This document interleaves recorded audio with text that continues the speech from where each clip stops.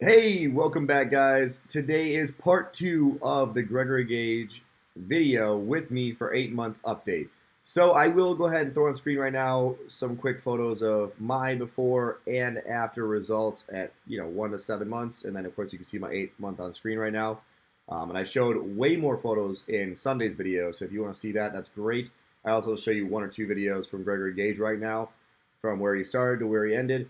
But guys, a really cool time lapse was done in Sunday's video. If you didn't see that, you definitely got to watch the whole video. Also, we have a ton of questions that we answered, and we were doing so many topics, and it was so amazing to film with him, and the vibes we were having were just so good. I couldn't cut any of it, so that's why I made this video today. So hopefully you like it. If you watch Sunday's video, you can jump to about minute 8.5 to 9, and you'll see right there is where the question on Sunday ended. There's a little black screen. It's like 1 second long, so you can find it in your little scroll bar a little easier for you guys. Hopefully this helps you guys, and I hope you love this content. If you are, please subscribe, like, and comment. Again, guys, stay tuned for that extra content. And of course, guys, if you haven't seen Brian's 6-month hair transplant, I posted like 5 days ago. Insane. He went to Dr. Panine too, and that is one crazy result. He has density that anyone will be jealous of, and he's only 40% into his transplant, approximately, maybe 50 at max. So, guys, hopefully this has all been fun for you. If you want to see more videos, comment what type you want to see below. Let's get into it, Gregory. Back to our little vlog. Yeah, man. Hey, I'm super glad to have you, dude.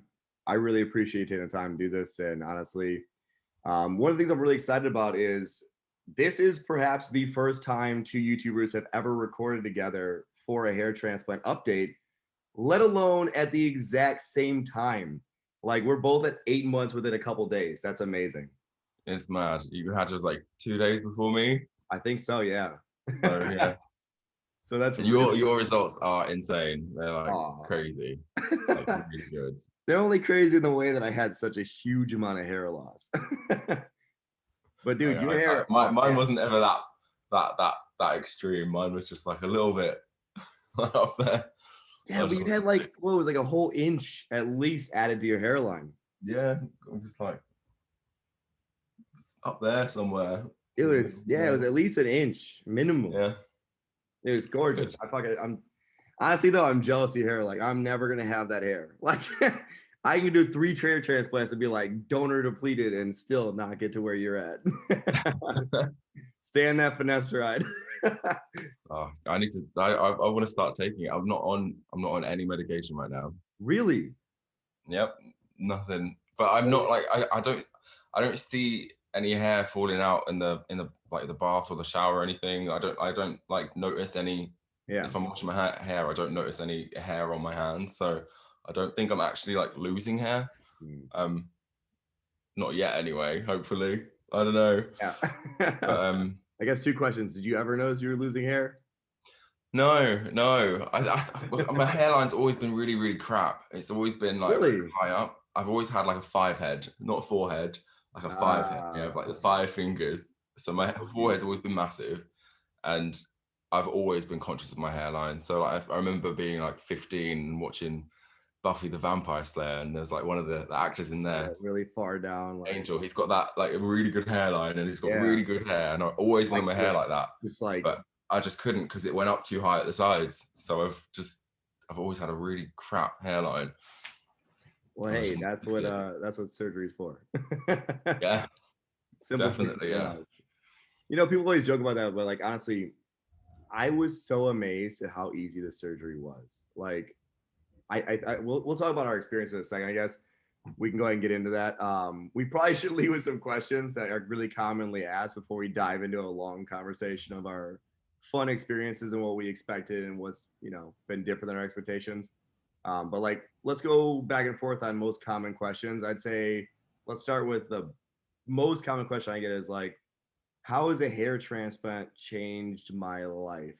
Like, whether it's like changed my confidence level or whatever. I can start it off honestly. Like, for me, business wise, being on camera a lot, like with other YouTubers and stuff for my business, um, it's drastic because like right now I'm in like a giant, O-ring, and I got overhead light on me.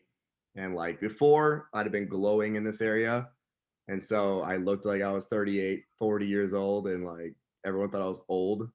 And I was 26, and I was like, shit. So I guess that was the biggest change for me. A little bit of confidence boost, I guess, but definitely really helpful in the professional world. Like in the Yeah. beginning, it was helpful when I first started balding because it was like, yo, you're a young guy owning a company. Like older people that own companies would like respect me thinking I was older. But then as I started to actually get to like that, I'm nearing 30. It's like I need to like How old are you now? I'm 28. Oh, okay. Yeah, I need to pull that age back. I like drastically went from being 21 looking 25 to like 22 looking 28 to like 25 looking 30 fucking Yeah. two. And then it was like from there, Wow. it's like we need to pull this back a little bit. Um, but yeah, how about for you? How did it change for you? Um, for me, it's mostly just a confidence thing more than anything else. It's a confidence thing. So I've always worn my hair down like this just to hide the fact that I've hated my hairline. But when we mentioned, we were talking about this earlier, like when it's a windy day outside and it's blowing the wind's blowing and your hair gets blown up on your face, people could see it. Or when I'd have my hair, I used to have that like whole emo fringe thing going down. I'd have a really long fringe, but Okay. then because there was like no hair in this section here, like if the wind blew, it would part it and it would just make it look like it would just go up so high. It was awful, Did you do the hair flick awful, thing? awful. You do the hair flick thing a lot? That hair flick, Yeah. Did you do that a lot? I feel like you might have. I probably did. I probably did. But yeah, I'm waiting for the hairdressers to open up again so I can get like a nice short haircut so I can like mess it up on top and like show off the whole Yeah. new hairline I thing. mean, you're in London, everything's locked down because of COVID. I'm in Chicago, things are starting to open up again. Yeah. And it's kind of cool because you got your hair transplant done in London, right? Yes. Yeah. I got it done on Harley Street at Vinci Hair Clinic. They've got different places all over they've got international locations and stuff. So there's loads of places to go. But in London, there's huge amounts of competition for hair transplant clinics and stuff. So I had to I did have a good shop around to see what like I was vibing with, like who I you have to like have a good feeling about who you're going to get your Yeah. hair transplant done with. And for me, it just ended up being Vinci. Honestly, that's So something that's so undervalued. Like once you get to like the top percentile of like transplant surgeons, people don't realize like it really comes down to who you vibe with versus like which one's 0.1% better. Like you're never gonna know because just different hair types and different healing from each person to person is gonna change how your results yeah. are. So you got to I really mean, just trust even the with guy. like even if you've got like a top hair surgeon, like the contract, it will say on your contract, this is not you're not paying for a successful hair transplant. You're paying for the expertise and the skills of the surgeon that's doing it, um, in the hopes that the transplant will take. Because there's always the possibility that a hair transplant will fail, and Yeah, I mean, partially it's based on how you heal and how you treat yeah, your hair transplant after the fact. yeah. Right, you're scraping your head in the ground, you're gonna have a really hard time having Yeah. it. Over like day one, you're just scratching out all of those brand new Yeah, just grafts. oh, it itches. Oh, oof. Oh man, that scares me. Like I was like, tape my hands behind my back. Don't touch it. I didn't even want to wash it the first week. I No, was so cautious. what do you remember from the first week? Oh Like man, your the first week first of week. healing? That's a good question. That's actually well, I mean, I guess people always ask like, how is the first week or two? So what do I remember from it? I remember the first few days it being a little it's sensitive, I would say. I wouldn't say painful, a little sensitive, and then you pop a pill and then just forget it. Hmm. You know what I mean? And then after that, I remember it being like my face had like like one cheek was like swollen up. Like it was just like the swelling came down, the bruising came in. I looked like a fucking mess. And that Yeah. was like day 2 to 4. And then day 5, it started looking a little better. The swelling went away. The bruising was still a little bit there. And then by like day 6, I had itching. I think it was like day 5. I just had this like intense, like I wanted to itch my head in the back because the I did healing have from the skin, but like I I, didn't.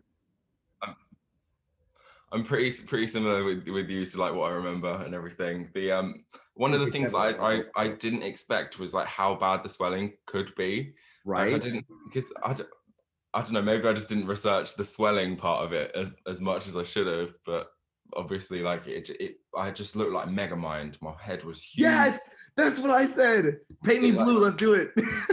literally my head, the top of my head was massive, and then it just gradually moved down here, and then it moved down here, and then it went behind my eyes. So like my nose just ended up looking like flat like that. It was like all this. I didn't have a bridge of my nose anymore. Yeah. And yeah, sleeping was difficult for I would say the first 2 weeks probably. Oh my god, that's bad. The same nose thing It you're just talking looks about. like a different person though.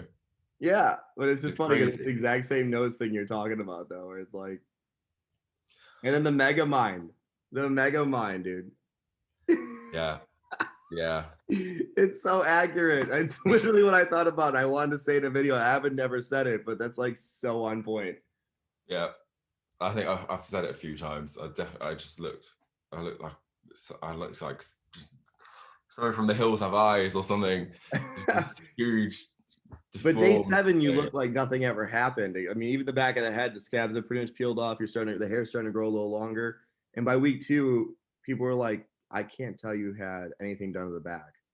And Yeah. definitely by month 1, they were like, dude, your hair is all grown in. Like, The back for me, the back healed up so fast. so And fast. I think the back was like probably the more itchy part of it. Mm-hmm. Is when all the new hair was like obviously growing. The hair was growing back around the scabs and stuff, and it was just there were tiny little scabs. And I think I didn't pick them off, but I did give it a little massage every now and then just to get any of the bits that were like ready to come off. I was just sat there doing my work, and I've got my book in front of me, just doing this, and there's all these little drops of it, just like falling everywhere. lice or fleas. It looks like, but it's just little scabs. Did you use conditioner? My doctor had me start putting, because I had itching like day 6. Told me I could start putting conditioner around that time. I think it was yeah, like day 6 to 8. I used conditioner where I just basically like set it into the bag, I set it in the top like 10-15 minutes before my shower, and I just start watching a TV show and let it like soak in, and then basically hop in the shower, and like day 1 that shit just disappeared. Like the next day I didn't have any itching. That shit was gone. I was like, whoa, keep doing that. That's great. But they had that. Did you get like a spray gun thing so you could spray? What's funny is that my doctor didn't give me that. He told me it wouldn't be necessary, because I asked about that, because it's like something that's like you gotta do every 10 minutes the first few days.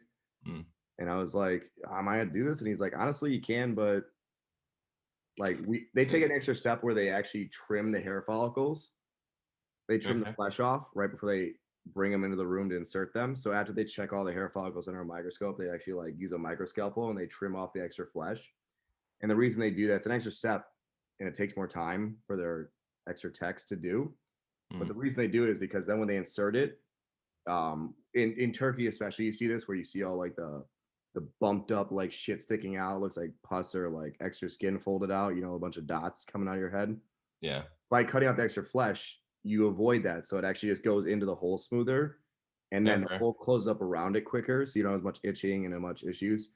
But yeah, that really helped with that for me personally. I was super thrilled that I didn't have to like spray myself with saline to like help the healing and again, I don't know if that really changed anything. I would say it didn't affect it, because I mean, it looks great. Results. So I had the spritzer thing, and I thought I was pretty good for any sort of itching and stuff. So anytime I felt like a bit itchy, I just sprayed it, and my head was just wet, constantly wet. And then as soon as that had run out, I just topped it up with some filtered water and just kept just doing it. And then we had a really hot summer, so then I was just all over me. So yeah, that's awesome. And then I guess the only other question that's like really a big one that I can think of is like, was there anything like shocking or surprising or you regret doing or like hard about the hair transplant? I would say the only thing for me personally was the ugly duckling face. Like, I don't think I watched like when I researched for like 2 years before I got hair transplant. Like I was OCD about it. Like I like researched for a year, then decided not to do it, then like took a year off, then researched again for a year, and then did it. And reality is, no matter how much I watched, no matter how many YouTubers I watched, like it never got beat into me hard enough. Like I'm like I'm tough, but like psychologically watching the hair come in after you because first you shave your head and you're like, damn, never that's bald, and they put the hair in, and then you see it start coming, you're like, oh cool, and then it's like, holy fuck, it all falls out plus some, and you have shorter hair you've ever had, and it's like, this looks worse than I could have ever imagined. And you're like, it's fine, it's gonna come in, and then it just takes far too long to come back in. You're just like, every day you're like, yo, Yeah. any moment, bro, any moment, start growing. I don't know, it's such a psychological journey. Did you have that same It's experience? around that 2 to 3 month, around the 2 to 3 months when you're just when it's all falling out and you just spend that every day. You're looking in the mirror like, is it back yet? Is it back yet? Is it back yet? It's not back yet. Is it coming in? Is it coming in? Where is it? Why is it not coming in? Did I do something to offend it? Is it hate me? Yeah. Oh, that I got. That was when I got quite like, not, I wasn't depressed or down. I was just like, I was really anxious about it. Like I was like, oh, it's not going to come back in, because I know that sometimes it fails. Yep. What if my hair is one of the ones where it fails and it just doesn't come in properly? This is why they have these contracts. Yeah. Yeah, no, the worst thing is kind of mine at that point. I actually, you know, it's funny. I actually just had a guy today. I've had a bunch of people message me being like, I'm at 4 months and I don't see the results you saw. I'm really nervous. And I'm like, just keep, stay calm to like month 6. If you don't see results by month 6, you should talk to your doctor. You know what I mean? It's always what I recommend. I'm not a doctor, obviously, but like, it just seems like the best thing to recommend.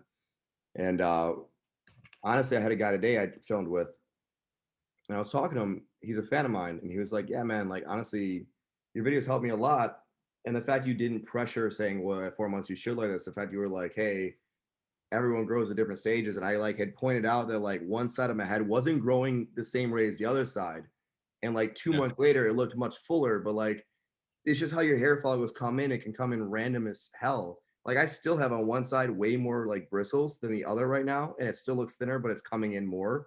So it's so They strange. say it can take like even up to 2 years for it all to like to Full really result, come yeah. through and everything. So it's a long process, and people it are affected differently. But I've had the same sort of thing as you, where like one side it came in a little bit faster than the other. I was just like, oh my god, where is this? Why isn't this coming in? Did they mess it up? You panic about so many of these little things that don't really matter, because it at the end of the day, 99.99% of the time, it is going to be absolutely fine and it is going to come straight through.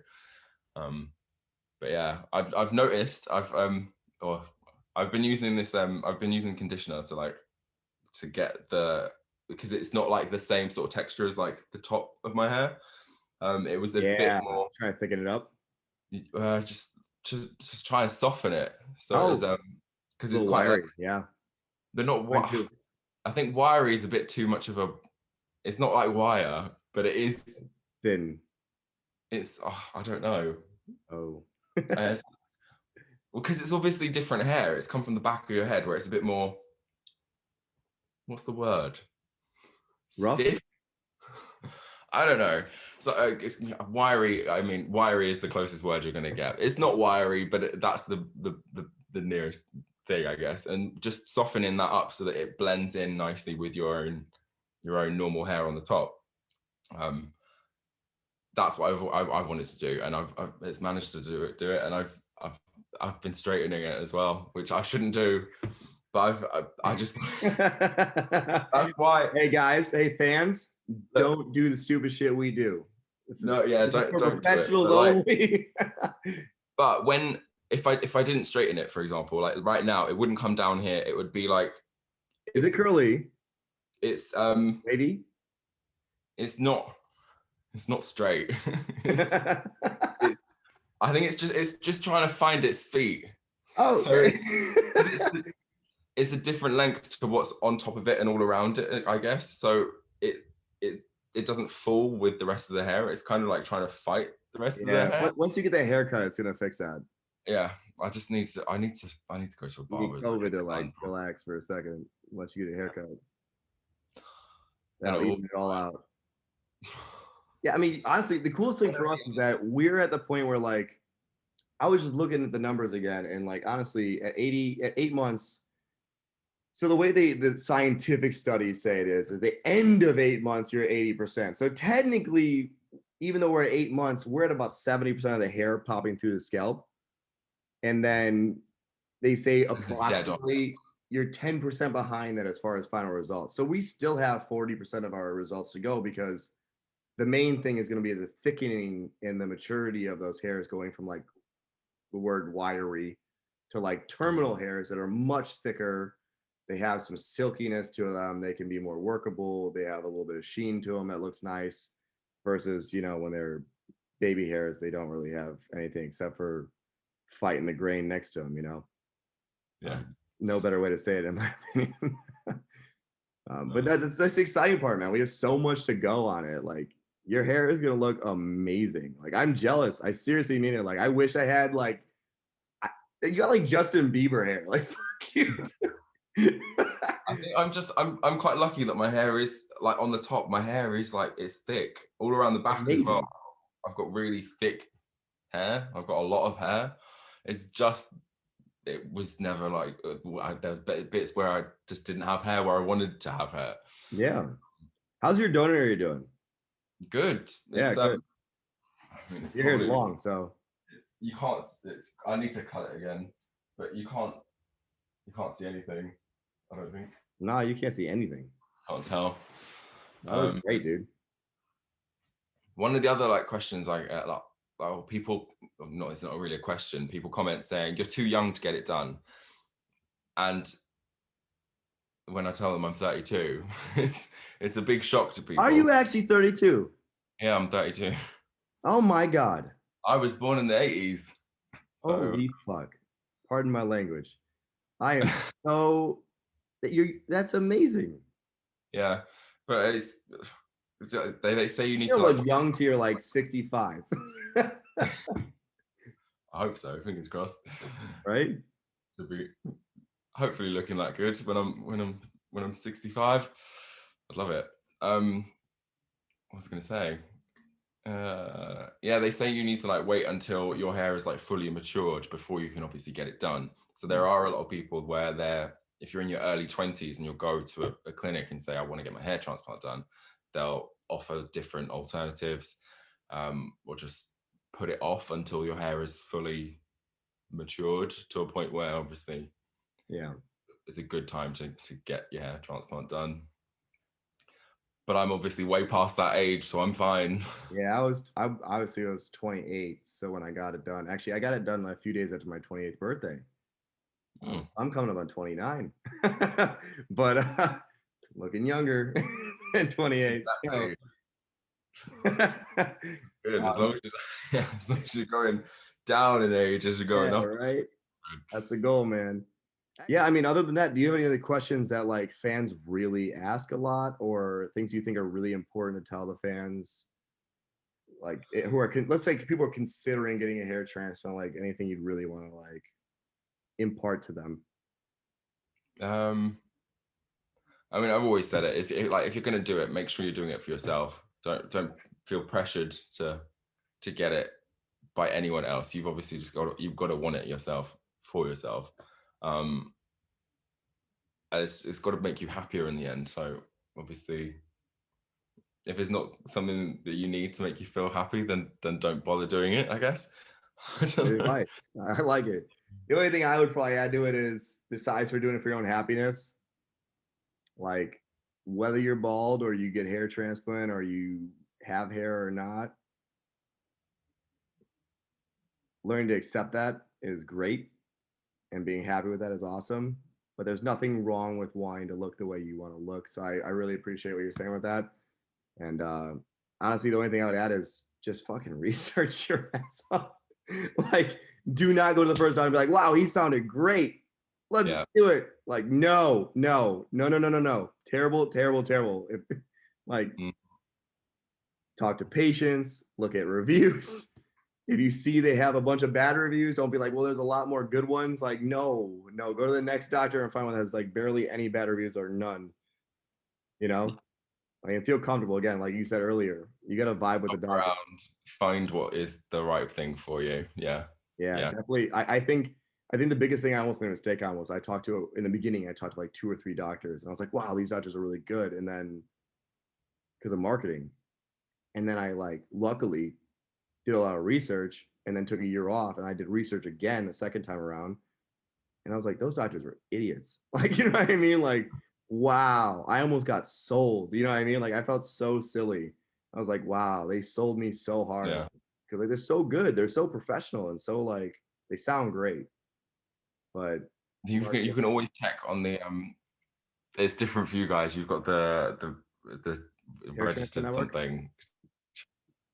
Well, don't you have like a doctor's thing? We've got like the GMC, the General Medical Council, Oh, and cool. every doctor or surgeon that's practicing has to be registered on there, so you can check them out on there and find out if they are legit. Do they have the qualifications to be doing this surgery?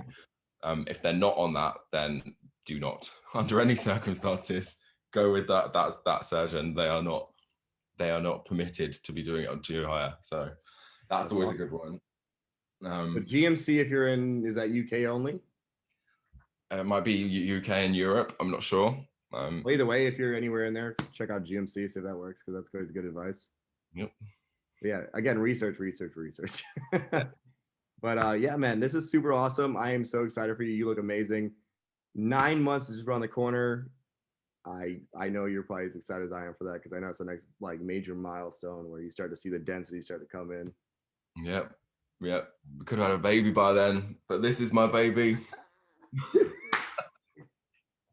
Could have had a baby, but instead, Oh, it's literally it's better than a baby. Oh, actually, it's as expensive as it can be, still cheaper. yeah. In the long run, it is cheaper. Much Yep. cheaper. Oh, that was another thing. That was something. So it's not so much something I've been asked quite a lot, but there was a video that went viral on Facebook of my transplant journey thing. Yes, very viral. And a lot of the I think it's now at 8.2 million views. Yeah, It's crazy. Lacking. But a lot of the comments on that were saying, well, what happens when the rest of his hair recedes? Is he just going to have a bit of hair there and then it'll be bald like behind that, and then there's that there? So that's something that people like bring up quite a lot. They're like, what happens when the rest of your hair recedes? So my response to that is always there are solutions that you can use. You can like have there's shampoos, there's topical medications, there's regular medications, there's different steps you can take to help to slow or stop hair loss in men. You've got like DHT blockers, which blocks the hormones that promote hair loss. So there's loads of different things that you can do to slow or stop the hair loss. So yeah, and actually on that topic, that's a really important topic. I plan to do a few videos on because it's so important. I see too many clinics and people are like, why do you hate Turkish clinics? Like they have a lot of good surgeons, and I'm like, they do, but they also have a lot of techs that don't do a good job. Like they're doing 1,000+ surgeries a month. They're not all good. They're rushing to get it done. They're doing 20 a day. You know, like it's just hundreds a day at a clinic. Like you couldn't possibly be doing everyone well. You know what I mean? And the reality comes into whether or not they're doing it well. At the end of the day, there's a bunch of issues, but like on that topic alone, doing mega sessions, I am completely fucking against. I'm utterly against 5,000-6,000 graft sessions. I just completely disagree with them on a core level. Because if you have hair transplant loss like you do, like your hair loss was, again, you wanted your hairline brought down, you had very minimal loss, you had the receding V's, like it was something you could achievably do with how many grafts? Well, it's between 2,000 and 2,500. Okay. But again, that's a reasonable number where your doctor probably tell you have what, 6,000, 7,000, 8,000 grafts in the back of your head you could use as donor. Oh yeah, Yeah. So the point is, you use less than half of your donor grafts, and do you have any like history in your family of like real loss of hair? No, not No. really. So it's very safe for you to do a very dense pack, because worst case, even if you have a little bit more receding that becomes noticeable, you can throw another 1,000 grafts in and it won't deplete your donor area. Whereas someone like me, who is a 5A looking at a 6 Norwood level, I have excessive hair loss. If I were to go in and pack it as densely as you did, I would have this nice little fucking line. And then even if I started to go ahead and do another 2,500 behind that, I would have like half my head. Or even if I did the whole thing for 5,000, if it widens, then you have a strip of hair along the edges, or my temples will come out and Mm. they'll have like a strip here missing. Like there's so many issues that could happen with hair loss in the future for me personally. And for a lot of guys, again, that's why they don't want to do people that are young, because they don't know what type of hair loss they're going to have. And if they're not a finasteride, or finasteride doesn't work, there's so many potential issues where they then use 5,000, 6,000 grafts in a session and they have no more donor grafts. And then you're kind of just sitting there like, what do you do? Mm. What was your, sorry, I'm coming up with all these questions now. What was your reasoning for getting an FUE rather than an FUT? I was very on the fence. I'll be very honest. I really was going to go FUT for my first one. They But say that in the FUT first is a, you can, because you get the FUT, you get all of that hair that's taken from that, and then you can still get an FUE in the future to take all the rest of that, the hair from the donor. 100%, 100%. So, But but okay, so it's a very good question. My doctor and I had a long discussion on this. I might even still discuss doing an FET for my second one. And that's a very good question whether I will or not. That's something I had to discuss with him. Because I had to discuss what I want to do with the future of it and how much we could get from an FUT if I did it. My biggest fear of the FUT was, no matter how good the surgeon is, there is the potential of that scar stretching in the future after you get it. So even if they sew it up tight and looks beautiful at first, it is still noticeable unless you have like a number 4 guard in the US with a blade. You know what I mean? Yeah, about the length of you, but like fitting out like this, it would be a fucking very noticeable, like, look, you got butchered. Okay, even if it's perfect, it would still show in a very noticeable way. Um, that being said, there's always the fear of it stretching, and that could be a very big issue because there's not much you can do about it once that happens. You can have you can go ahead and have another surgery to have the scar removed and try and reseal it again. Um, or you could have grafts put into it, but it's a huge waste of grafts. So again, there's no real amazing option to fix it. But with FUE, you're going to deplete some. You're going to have more scarring, and you're going to deplete more area. But the reality is, if you do an SMP, it'll look like it never happened, no matter what. And with an FUT, that can be done too. But if the scar is very big, you will have no choice but to wear your hair very short. Whereas with an FUE, even if you have a lot of scarring and you have SMP, you can have very little hair and it looks dense as hell, just because of the visual appearance of it. So that was kind of my thought process on it. When I talked to the doctor, he told me I had about 7,000 to 8,000 grafts for sure that I could do without having any risk of depleting that. And he basically said, like, after the first hair transplant, we'll see again. We'll double check it, like, to see how many you really have left. But again, I don't expect any issues. I would expect my next transplant to be probably 2 or 2,500 grafts. And I might even say take 1,000 for my chest. Just, well, I actually want to laser my chest off and get a tattoo piece in there. So what better way to use that hair than to just remove it from my chest and put it in my crown along with, like, let's say 500 normal grafts, right? You put 1,000, you know, whatever, you know, judge me. I'm enthusiastic, okay? But you know what I mean? Like, why not use those grafts something good before I go ahead and I'm actually going to do a Harry Potter scene on my chest. Oh, no way. Yeah. That's cool. I don't know if you're a Harry Potter fan, but I'm a bit of a nerd with that I'm a stuff. Hufflepuff. Oh, okay. I'm a typical Gryffindor. My other half's a Slytherin, so Who is? my other half, Oh, okay. Slytherin. Slytherin, huh? Yep, evil bastard. I believe it. Strong Ah, one in the relationship, I believe.